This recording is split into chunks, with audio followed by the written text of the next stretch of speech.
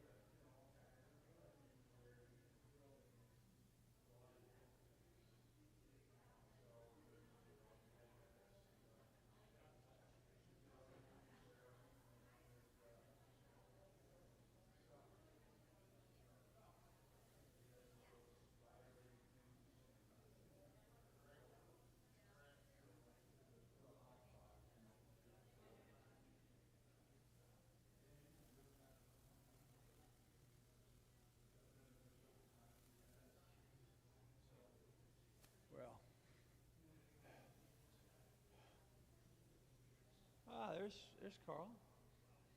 There's Carl.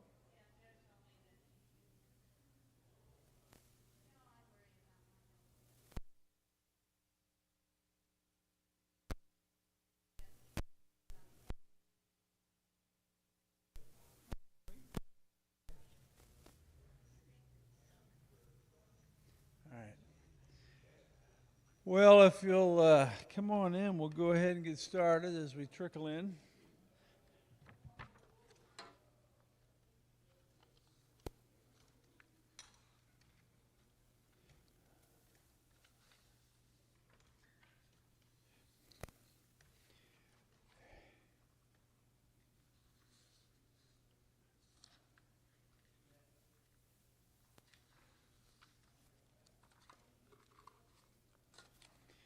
Uh, as you recall,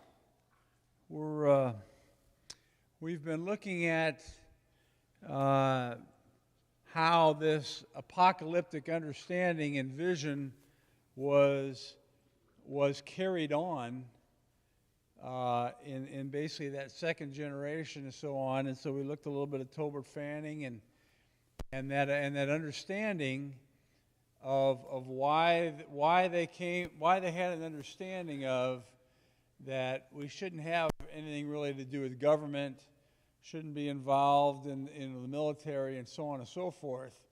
And that was their deeply held conviction that man's organizations and things are usurping the power of God and the kingdom. We're going to look a little further into that, and so we ended up looking some at Lipscomb as he kind of carried that on with and then beyond Fanning, and that Lipscomb was really probably the single most influential one figure in our history. A huge part because he was the editor of the Gospel Advocate. And that was the significant paper, or the most significant paper, I should say, kind of from the South, where more of us tended to be. And so And so that's where we kind of ended. And so we also saw that, and we looked at, revisited, the Baconian, if you will, thinking of Campbell in that perspective. And what Lipscomb did is he took these two perspectives that we kind of discussed that, really didn't fit, and he kind of made them fit. But those two different approaches and perspectives were what was going to cause much of that later eventual split with the disciples, because it was just very different approaches to things. But anyhow, Lipscomb's success in combining the Campbell and Stone perspectives with his own outlook was key in establishing the tremendous power and influence he exercised throughout our diverse fellowship in the Churches of Christ. Now, interesting point there. We were always told that there's this conformity and, everybody does this all right, and that was the way it was done in the first century and so on and so forth. Well, that's not as accurate as the story being told. And so really there's been lots of diversity, lots of differing on different things. Had Lipscomb focused squarely on the rational and legal side of Campbell, he would have alienated those whose deep roots ran in that separatist piety of Stone. Remember, we said one of Stone's big influences or points was how you lived your life. And so that was a very significant idea. Not that it wasn't with Campbell, but he was more, a little more interested in looking at things and how they did them, and we should do them that way also. So a little bit different emphasis. Had he focused only on the traditions of Stone, he would have alienated those whose roots reached deeply into the rationalism and biblicism of Campbell. And so what he did somehow, now whether that was, I'm consciously doing that or whatever, isn't necessarily the point, but it's just he was able to blend those two to his audience. Heidi? Oh, no, that's not you. That was me. Lipscomb's genius lay in that he coherently combined these two perspectives into one. As it turned out, he was the last major leader in our Churches of Christ to successfully do so. Following his death in 1917, the mainstream Churches of Christ increasingly regulated the perspectives of the Stone movement, meaning that apocalyptic outlook, that disengagement with the world, and so on and so forth, regulated those perspectives almost to the status, if not the status, of heresy. And they built their house instead on the world-affirming foundation led by Campbell, buttressed by the rational legal themes that grew out of Campbell's biblicism. So what is that saying? That is saying that these perspectives that many of us, as we've gone over these, haven't been able to relate to so much because we're so far on this side of it. And maybe we weren't in, not that there wasn't some of that around, but it was pretty minority, that understanding, because it had been pushed out. And that happened a lot in the teens and the 20s and the 30s that we'll see when we get into our next chapter after Scott does that Daniel for us. So what do we mean by world affirming? That wasn't trying to mean that Campbell was some, worldly guy per se, but he did embrace, we said, progress, education, and those many things. He would be considered what we call a progressive. He embraced that. Remember what his view was. He was a post-millennialist, and he wasn't the only. It wasn't just with us. That was a very dominant view. Remember, millennialism is the 1,000-year reign of Christ. And so post-millennialism said, things are going to improve, the gospel is going to get out there, people are going to become Christians, and when all these great things have happened, that's when Christ is going to come. And so that was a motivation for outreach and so on and so forth to hasten. Their phrase was the millennial morn. And so, but there was others like Stone that didn't view that with that optimism.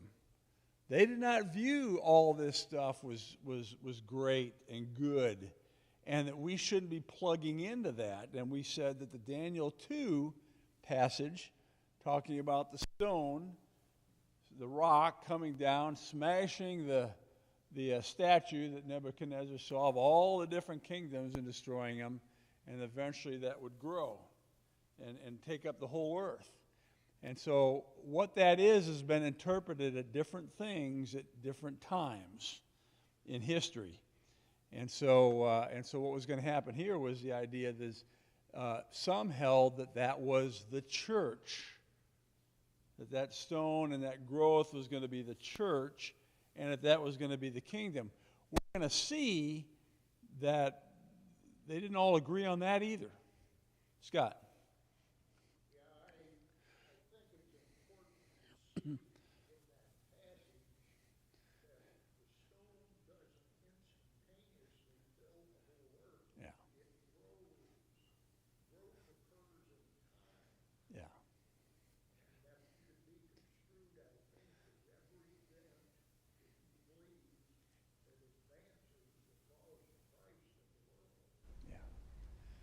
Yeah, and so Scott says, we see it hits, and then it says it grows. Well, we think that means real fast.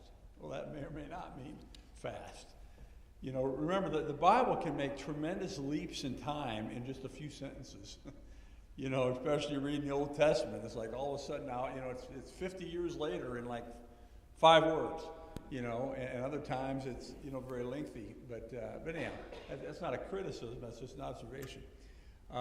And so anyhow, so we're going to see this challenges, and when we get into the 20th century, this was going to be huge points of contention and division that we'll see at the time. Now, Lipscomb stands, therefore, as a pinnacle in our history, as looking both back to Stone and Campbell, and then what it would become a more monolithic, more conformity of understanding and so on and so forth, and that again Stone's look would be expelled out of most of the congregations in the 20th century, and that was a process. It wasn't an overnight event. Now, during his lifetime, Lipscomb was an articulate proponent of the Stonite worldview. In the years immediately following the Civil War, and that's really significant, as we've mentioned many times. If we're living in that experience, that changes our whole outlook and perspective on life. Just like it did in Europe with World War I and World War II, and what happened in the whole Western culture and thinking. From that. And so he published a series of articles in the Christian's relation to the world, and especially to civil government. So this was being published in the Advocate, and then he eventually took this and put it in a book form, and it received wide circulation. And the book was simply called Civil Government. And a year after its publication, he judged that nothing he ever wrote affects so nearly the vital interests of the Church of Christ and the salvation of the world as this little book. So he thought very highly of what he wrote and the content of it. And I have no doubt he felt that deeply.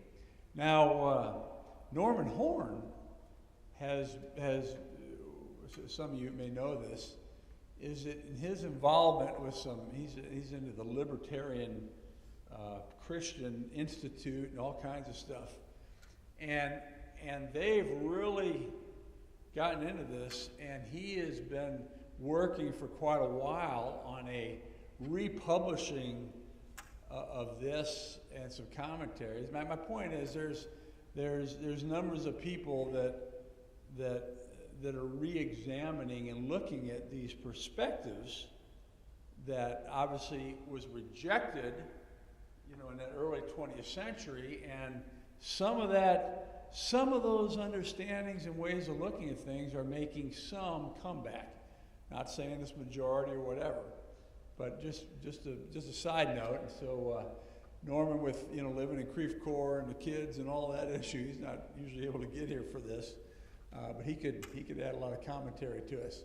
But anyhow, the fundamental premise of Lipscomb's book and life was his conviction that the kingdom or the Christian belongs to the kingdom ruled by God and not to the kingdom ruled by mankind.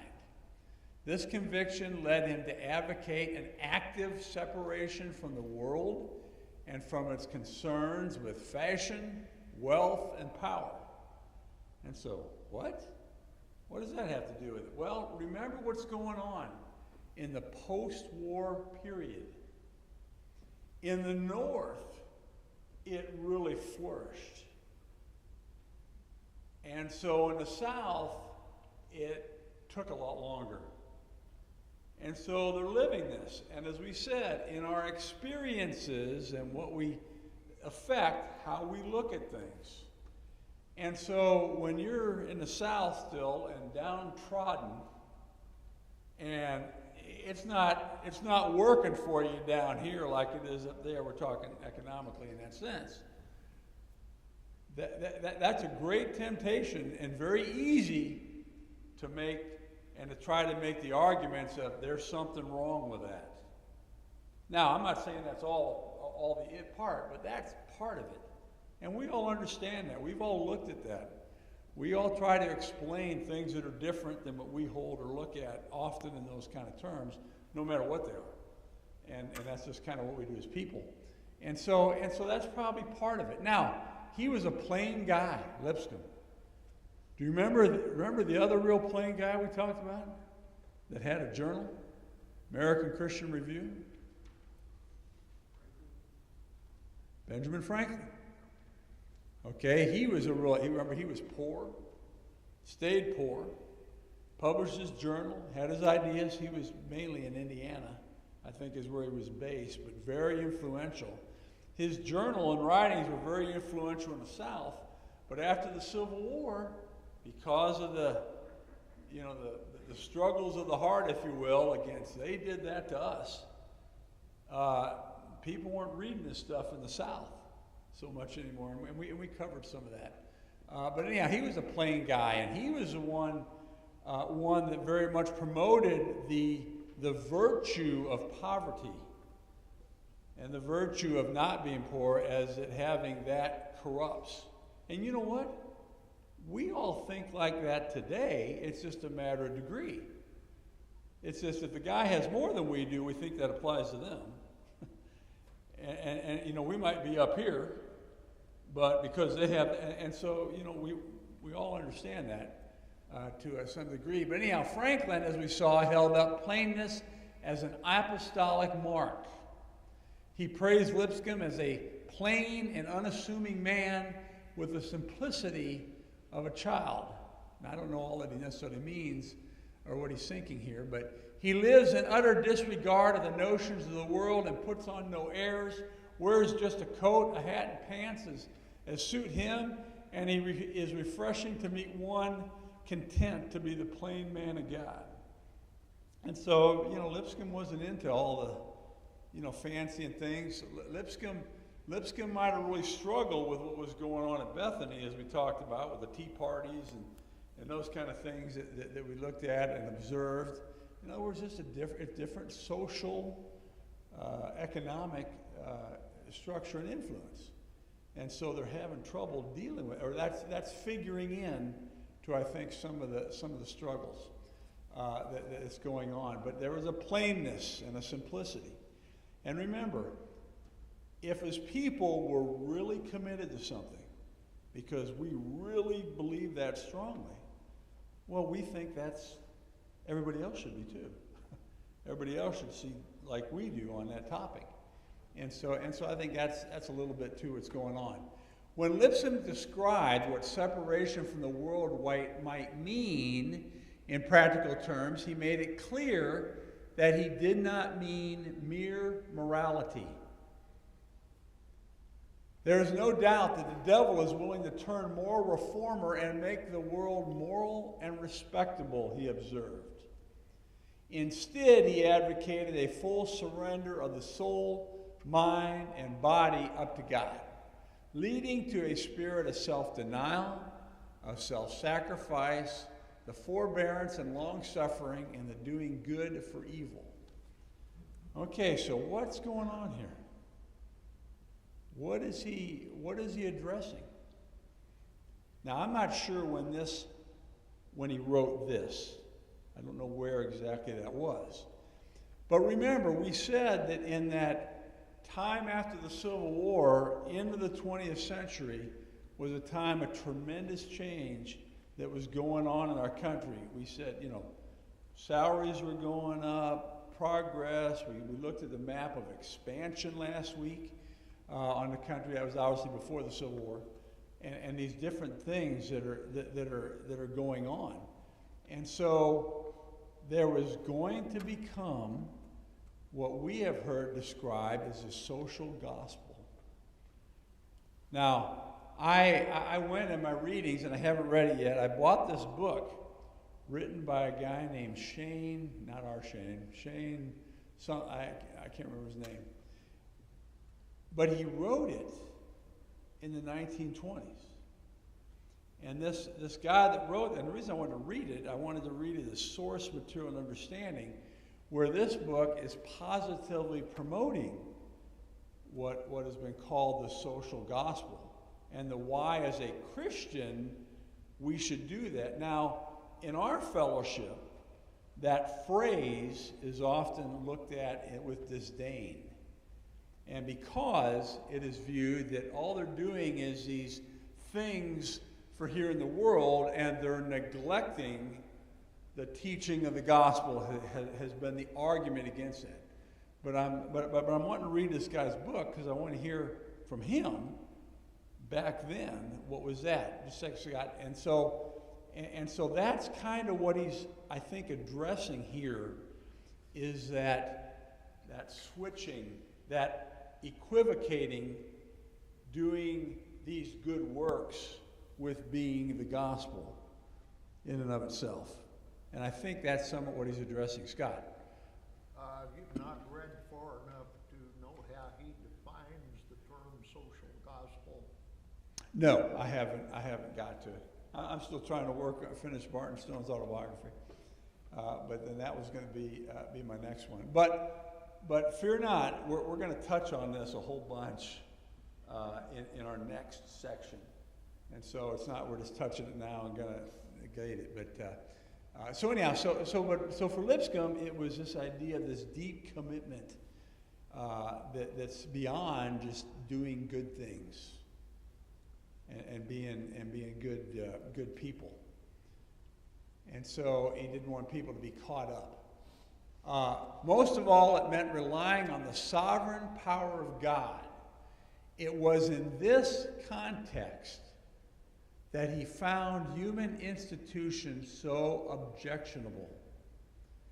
The spirit of those institutions, he claims, corrupts the church, drives out the Spirit of God, causes the children of God to depend upon their own wisdom and devices, and the arm of violence and the institutions of earth, rather than upon God and his appointments.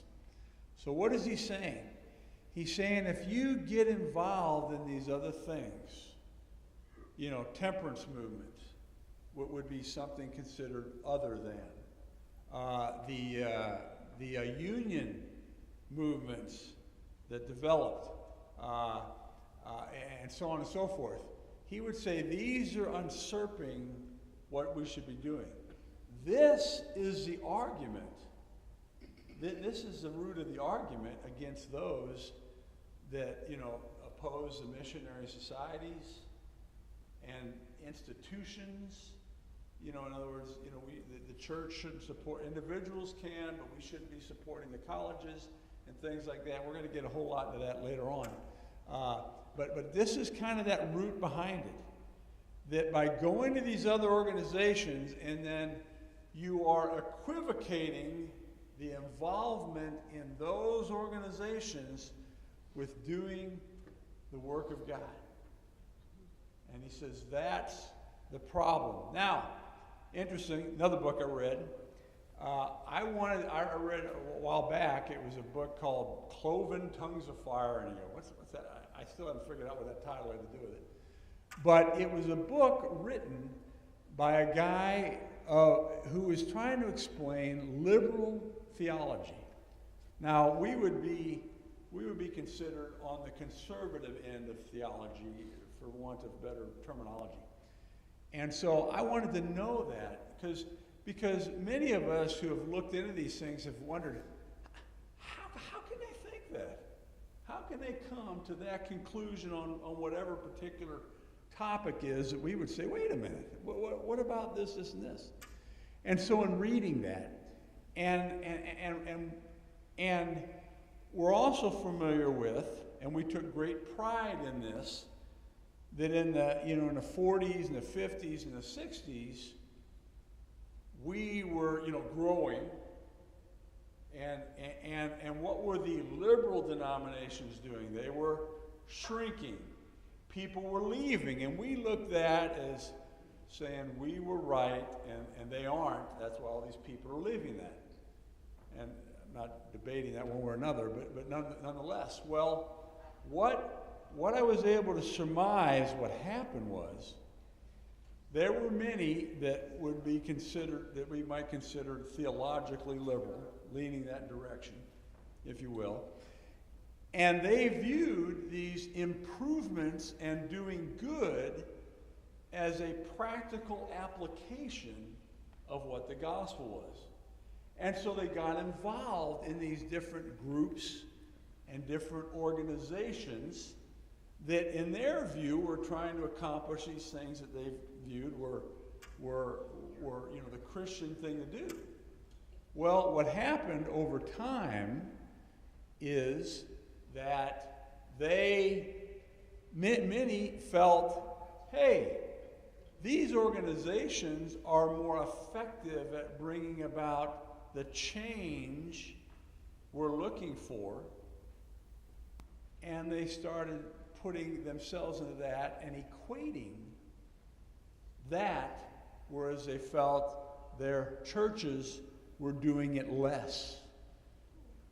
And so, to me, that made sense as a little bit of an understanding, somewhat of how we're at where we are today in our culture. We know that church attendance is way down and different things, and there's all kinds of reasons, but part of that is the more recent generations, as we can see, are supposedly caring about people and about things, and they're involved in doing things to bring about this change in society and making things more right, on the civil rights stuff and so on. And for many, we'd say, now, okay, that was fine here, but you're going a little far here, and we're all aware of those things. Well, some of that is, hey, I'm trying to do these things that God wants, and that's what's important. And so their involvement with, churches doesn't seem so important to them.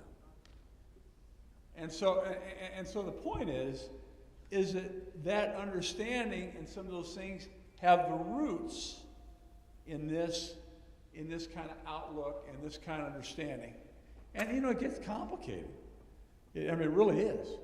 And so, but nonetheless, this is Lipscomb saying that, you know what, you're getting involved in these things, you're getting pulled away into these, and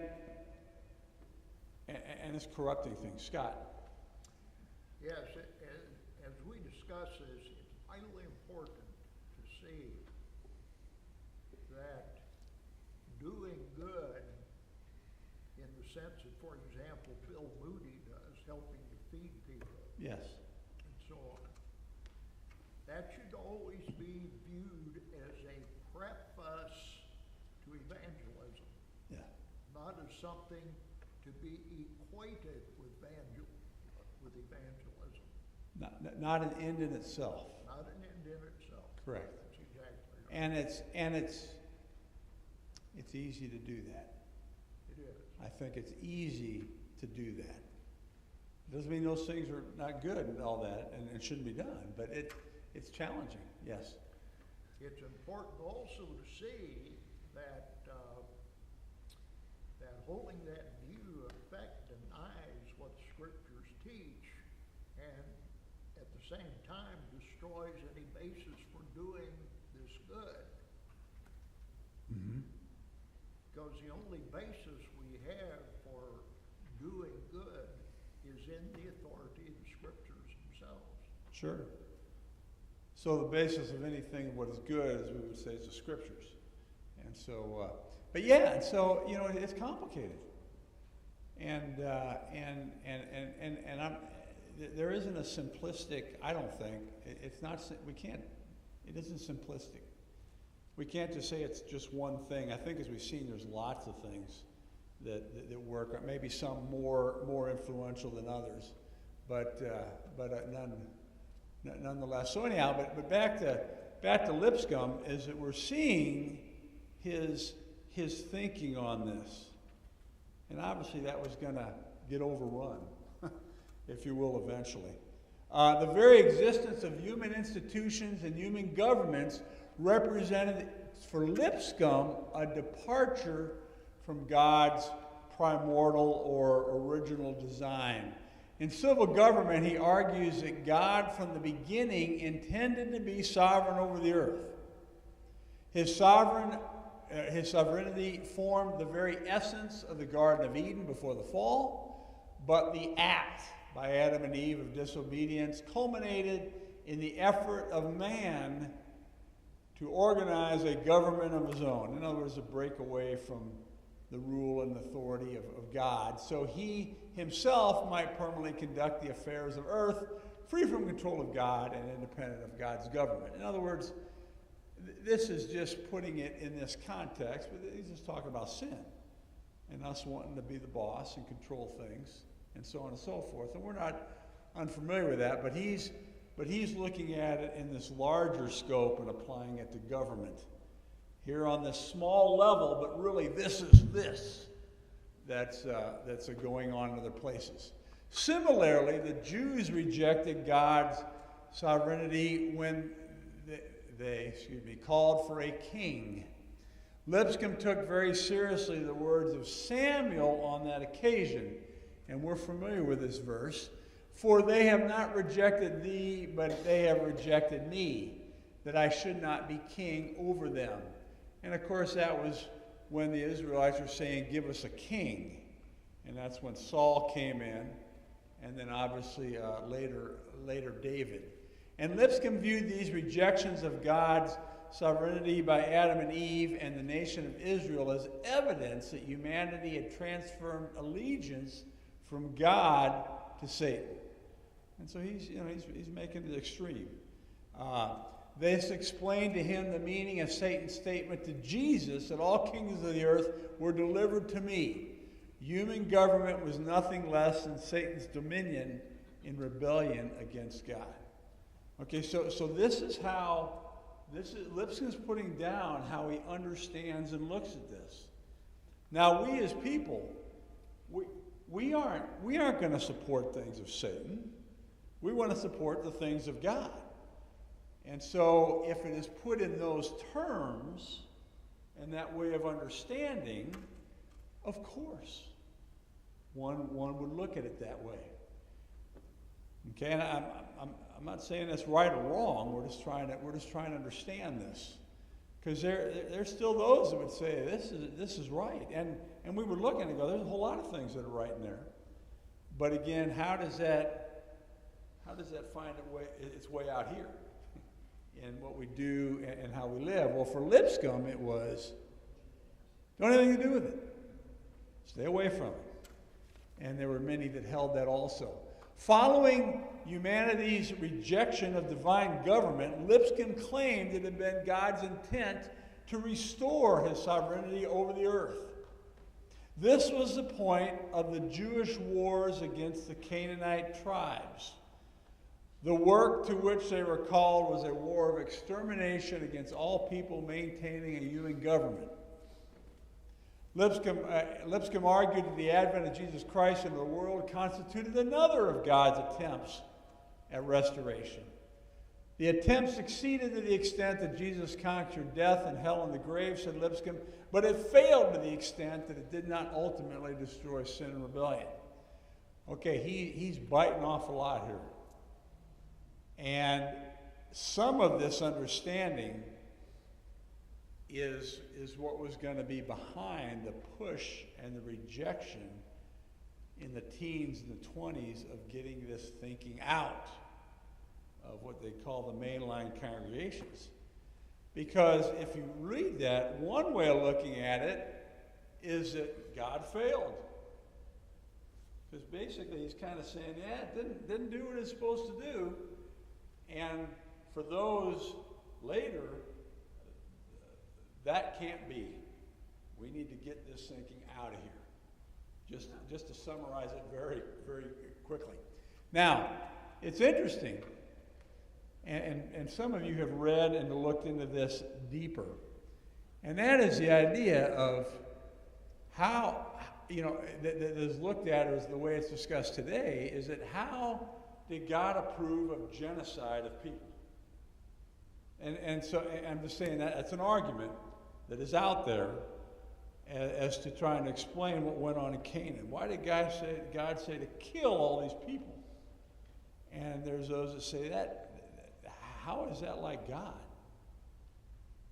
Now, we're not going to try to answer that question, assuming we even could, exactly. But the point is, we can see in his view, he's equating some of that with his understanding of the whole problem is man wanting to organize and be the boss and do it itself in government.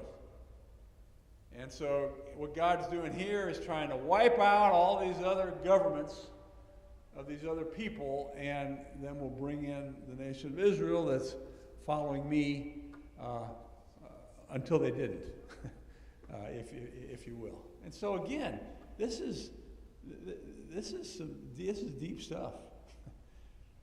And so, but wanted to try to expose to that. Now, apocalyptic eschatology. There's those big words again. Joe's eyes are blowing up. Remember, eschatology is the study of end times, what happens in the end. So a big, fancy, philosophical, theological term to describe that subject matter. And so how does this apocalyptic outlook fit in with Lipscomb's way of looking at those final times? It was in this context that Lipscomb introduced the apocalyptic themes that characterized both Stone and Tolbert Fanning before him. The day would come, Lipscomb maintained, when God would reestablish his sovereignty over the earth and destroy all human governments, the best along with the worst. So that means those guys and us. That's what he's meaning. And so those that are, so that idea of America and all this stuff, he's saying that's going to be gone too in the thinking. And so like Stone and Fanning, Lipscomb rooted his vision in Daniel 2, as we've mentioned. Now I think this quote is a summarization of that. I think around 44, verse 44 area. The end of all conflicts and strifes on earth will be the complete and final destruction, the utter consuming of the last vestige of human governments and institutions, and the giving of the dominion and power and authority of the whole earth to the people of the saints of the Most High. All these kingdoms are to be broken in pieces and consumed. But the little stone cut out of the mountain without hands is to become a great mountain and fill the whole earth. Lipscomb considered these themes the keynote of the Old and New Testaments, and without them, the Bible didn't have any purpose. So this is the fulcrum. This is the point on which everything is centered on, if you will. And again, we're a little familiar with this. And now, what the stone was, or what has become, that would become a matter of some debate. And we'll talk a little bit more about that. At this point, Lipscomb differed significantly from Fanning, who had particularized the transcendent and had virtually identified the eschatological kingdom of God with the temporal Church of Christ. And so what Fanning did is Fanning takes his stone that's going to grow in the whole earth. That's us. We're that stone. We're the church. Now, we might say, huh? Well, think back. How many of us have heard sermons that talk about the church that way? And that this is the thing. And so we got to get the people to the church. The people need to come to the church. And so on and so forth. Well, that's rooted in this particular understanding as to why that was. And so, but Lipscomb agreed that when God established a church, he also established his kingdom, rule, and authority. But the kingdom of God in its church form was by no means this eschatological kingdom that would break to pieces all the kingdoms of the earth. And so what? This is confusing. Yes, this stuff is confusing. It's challenging to do. So Fanning is saying that this stone that grew, it's the church, it's us, and we're to do, what we're to do. Whereas Lipscomb would say, yes, but we're not that final thing. That's when Christ comes that's going to happen. And this is where Lipscomb especially was very different from Campbell in that broader understanding. And so some have questioned, was he premillennial? Well, hopefully what we've learned out of all this time is that it's really difficult to say you're either this or you're that. It's usually a little bit of this, some of that. This person has a little more of that than this person does, and so on and so forth. And I think that's probably a case here. Scott? Any viewpoint that thinks that the kingdom of God is yet to be established is just wrong. Okay. We exist now in the kingdom of God, and it's growing. Yes. And it will indeed fill the whole earth and consume all subservient government eventually. And so Lipscomb would say, we're still part of that in-between times, from the beginning and the end here, and again, I think it depends how you define these terms. And so we're trying to understand them as they understand them, because sometimes it's a little different than we might understand. And so it's important that we look into that. And so Scott's saying the kingdom's here, and it's growing, and so we're in that growing stone part of the prophecy, if you will, and things like that. And I think probably Lipscomb looked at it more as this greater perfection in the final time, and that we're not there yet. At least that's how I interpret it. I'm no expert on this. On this particular topic, so yes. But that's the basis of the premillennial viewpoint. Yes. It is not that the kingdom of God is here and now, as the scriptures clearly teach. Mm-hmm. Because it's not a matter of definition. Yeah. It is in the here and the now. It was when Paul wrote his epistles back in the 60s. Mm-hmm. Mm-hmm. And any viewpoint that maintains the kingdom is to be yet established has missed most of the point of the whole New Testament. And so we see that this continues on, and I appreciate what Scott's saying, but you see that but there's those that would say differently than Scott. not saying, not saying this is right or that isn't. I'm just saying that there's, and so, and they each have their reasons and their points, and it's like they all got points. One might come down here or there, but it's like it's not that all these points are invalid, though we might think some are. And so again, the point is trying to show this struggle that's going on with people that are trying to seek out and to follow God, and in this case, that were in our fellowship, historically. In his article, The Kingdom of God, written in 1903, Lipscomb wrote, "The kingdom in its present stage is not called the everlasting kingdom, but it will grow into it. It is the same kingdom in a lower stage in development." So again, he's not necessarily saying no, but he's saying it's not there yet, it seems to me. In civil government, he spoke of the church as the present manifestation of the coming kingdom of God. Like Stone before him, Lipscomb could not imagine human perfection between the times of the beginning and the time that Christ would come. And so that's kind of where he's at. If one might use the analogy, well, the church is a colonist and it hadn't become a nation yet. Maybe things like that work.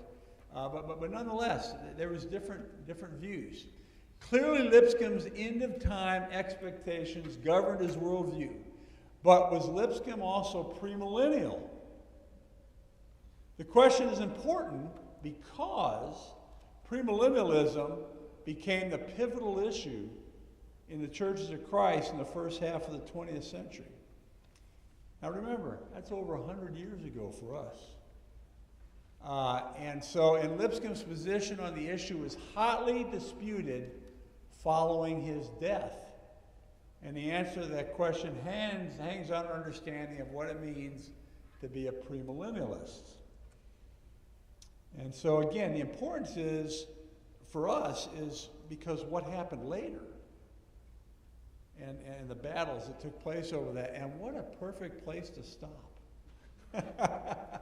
kind of a cliffhanger, and we will continue next week. Thank you very much. If you have time, take a chance to look up some of these things and look into it some, and you'll see it's all over the place and challenging. So thank you very much.